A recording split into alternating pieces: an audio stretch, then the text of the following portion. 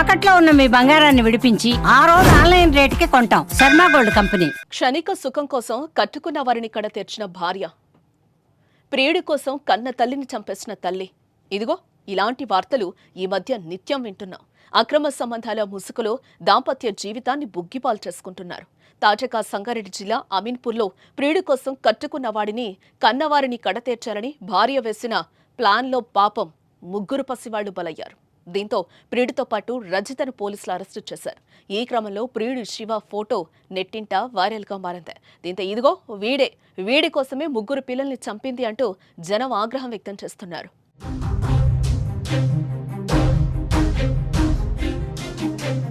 అమీన్పూర్కు చెందిన రజిత చెన్నయ్య దంపతులకు 10 ఏళ్ల క్రితం వివాహమైంది. భర్త ట్రాక్టర్ డ్రైవర్గా పనిచేస్తూ ఉండగా రజిత స్థానికంగా ప్రైవేట్ స్కూల్లో టీచర్గా పనిచేస్తోంది. ఇదిలా ఉంటే రజితను చెన్నయ్య రెండో పెళ్లి చేసుకున్నాడు. అయితే కొన్నాళ్ల పాటు వీరి జీవితం సాఫీగానే సాగింది. వీరికి ముగ్గురు సంతానం. సీన్ కట్ చేస్తే చెన్నయ్య రజితల మధ్య విభేదాలు మొదలయ్యాయి. ఇరువురి మధ్య గొడవలు జరుగుతున్నాయి. ఈ క్రమంలో కొద్ది రోజుల క్రితం రజిత చదువుకున్న పాఠశాల పూర్వ విద్యార్థుల సమావేశం జరిగింది. ఈ సమావేశంలో పాత స్నేహితుణ్ణి రజిత కలుసుకుంది.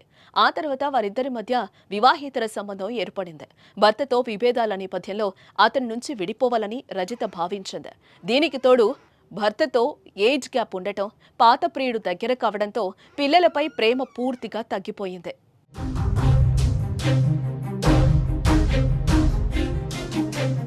ఈ నేపథ్యంలో తనను పెళ్లి చేసుకోవాలంటూ ప్రియుడు శివ ముందు ప్రపోజల్ పెట్టింది రజిత.